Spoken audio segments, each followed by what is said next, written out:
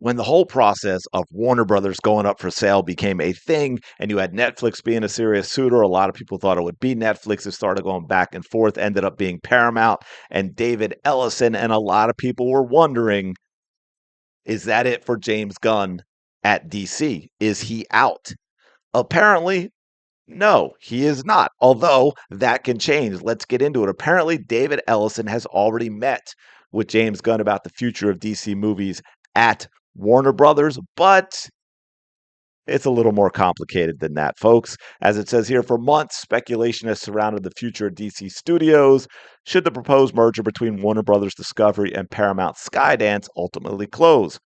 Would James Gunn remain in charge of DC under David Ellison? Now, in going through this and reading this, there's one of the things I thought about that we haven't talked about really. I haven't really heard anyone talk about that I want to get to later is call it a different option, right? Some people talk about, well, would James Gunn leave if Warner Brothers got sold? And then, of course, there's also, is James Gunn getting fired if Warner Brothers get sold? And then that means, scrapping DC, and would they even completely start over? I mean, I don't know how you own those properties and not try and get something out of it, but also scrapping it twice within a few years and starting over, might not have any goodwill left with the fans at all. But apparently, James Gunn, James Gunn and David Ellison, according to executive producer Lars P. Winter, said that David Ellison has already actually visited Atlanta, met directly with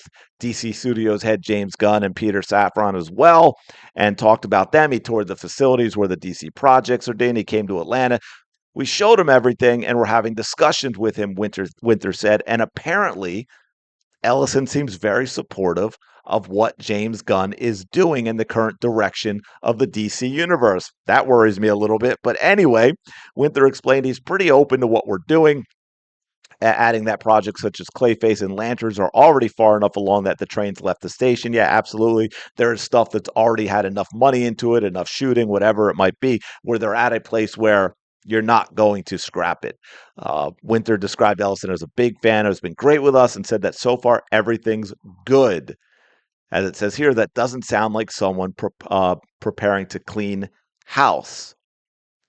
Now, the theory, of course, has been built on the assumption that Ellison will want his own leadership team in place once the merger is finalized, so that Gunn might walk due to political differences, which I think is kind of bizarre. Now, Winter's comments paint a very, very different picture.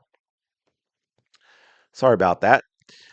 But keep in mind that James Gunn's contract runs through 2027.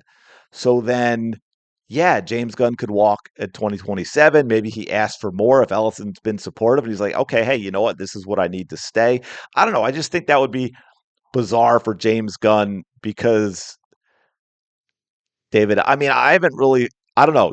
Maybe y'all follow it more than me. I mean, I've heard some things James Gunn has said. I haven't really heard anything David Ellison said other than apparently people find him to be a Trump supporter. There may be statements out there to that effect, but I haven't heard anything from either one that says they couldn't continue with DC together. Now, what I think is kind of interesting about this, when you look at what's coming with DC, and let's say Supergirl does pretty well, right? Clayface is well received, Lanterns is well received, and then James Gunn walks. Does David Ellison continue with DC not starting over, right? Don't scrap it. Take what James Gunn has already done, consider that canon for the DC going forward, and just go from there. And then you can make a shift over time. Now, I know this isn't exactly a one-to-one analogy, but you look at Marvel, and I think a lot of people forget about Edward Norton's Hulk, which, by the way, I would have preferred Edward Norton to stick around. I loved his version of the Hulk better, far better than the neutered one they gave us with Mark Ruffalo, but it didn't happen. And I guess I don't think the Hulk did all that well. If you notice, it was of the main characters, it was the only one that got one movie. I don't know if they decided because that was financial or they were like, well, that was Edward Norton. We've kind of really dramatically changed the Hulk. Let's just go. We've got to the point because Mark Ruffalo's first appearance was the Avengers. We've got to the point where we've got the Avengers movies. Let's not try and cram in a couple of Hulk only movies into these with where we are right now. We're just going to go forward. That was done, right? We made reference to it in the Avengers when Mark Ruffalo mentioned I kind of sort of broke Harlem, right? So we referenced that movie. So that movie is still what happened, and they just went forward.